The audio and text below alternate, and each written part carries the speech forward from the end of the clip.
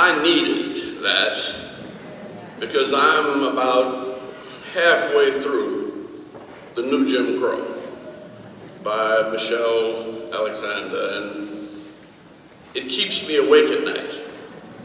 It disturbs me because I'm not through with the old Jim Crow, and nor was Vincent.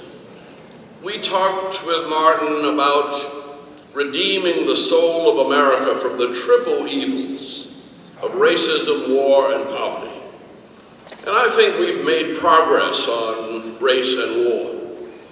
But yeah, there is progress. 60 million in the Second World War, 60,000 in Vietnam, 50,000 in Korea, 10,000. I'm only counting the Americans, though. And so war is still with us, but we're de-escalating. And we kind of realize, thanks to President Obama, that it ain't working. And we've got to find some other way. Of course, Jimmy Carter did, and Jimmy Carter listened to people like Vincent Harding and Martin Luther King. And the one thing I have been worrying about is that Vincent agonized over the words that he suggested for the Riverside Church speech. And he often worried that by talking about America as the greatest purveyor of violence on the planet, or on earth, that he contributed to the death of Martin Luther King. Well, I want to tell you, and I want to tell Vincent, that Martin Luther King ain't dead. He is very much alive in the spirit of all of you who continue to work in the spiritual presence of Vincent Harding. I was privileged to sit with Martin and Ralph Bunche.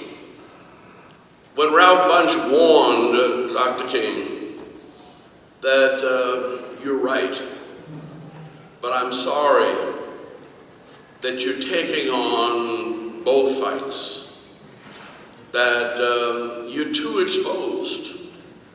And Martin's answer was, well, everybody's going to die.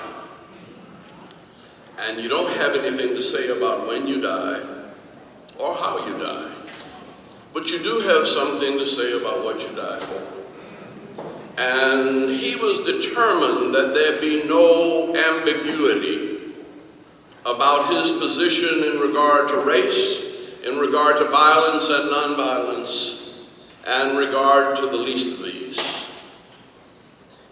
And as we sat there, I realized, and Dr. Bunche said, you know, I probably wouldn't be here if people knew what I was doing. I've been able to do my work largely because nobody knows what I'm doing and nobody understands.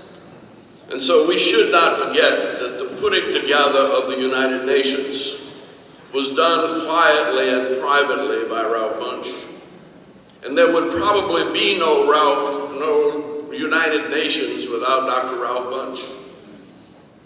And when Ralph Bunche expressed caution to Dr. Martin Luther King, Martin sort of shoved it off and said there shouldn't be any question about what I live for, and the only way to assure that is be very mindful of what you give your life for. And so he knew that his days were numbered. And he was determined that every one of those days lived up to Dr. May's tiny little minute, only 60 seconds in it. I didn't choose it, I can't abuse it, it's up to me to use it. And so not only did he insist that those words stay in the speech, in fact, he underlined them.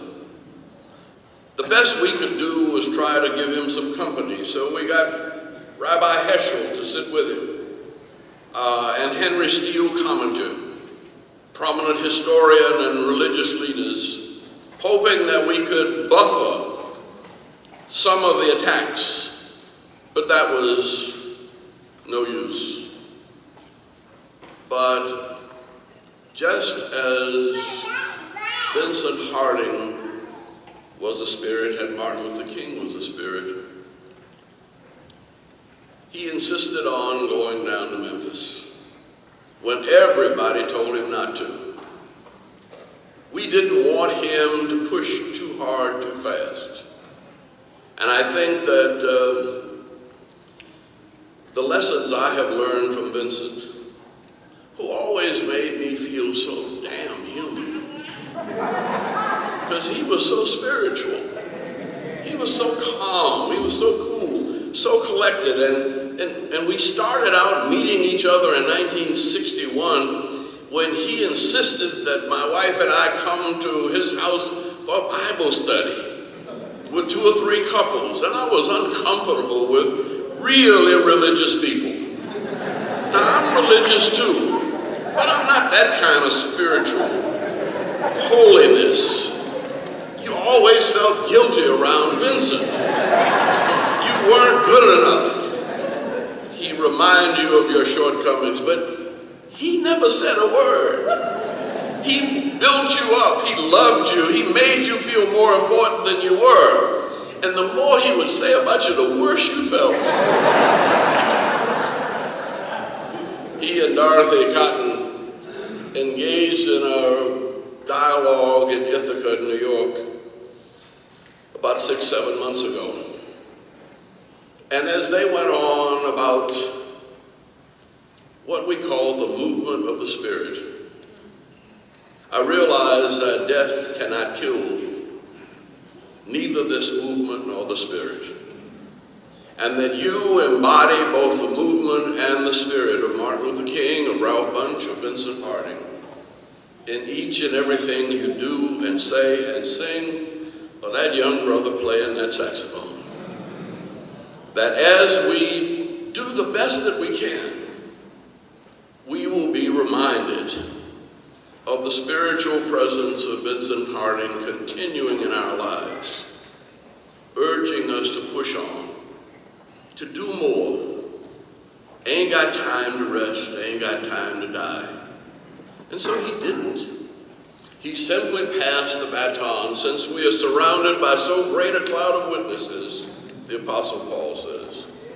Let us run with perseverance the race that is set before us, looking to Jesus and Martin and Ralph, W.B. Du Bois, Howard Thurman, Benjamin Mays, Vincent Harding, and Michelle, if you're not careful, you're going to get on that list too. You're dealing with very, very dangerous, powerful stuff. But the Spirit is powerful. And you saw that power in the life of Vincent Harding. And it's in you.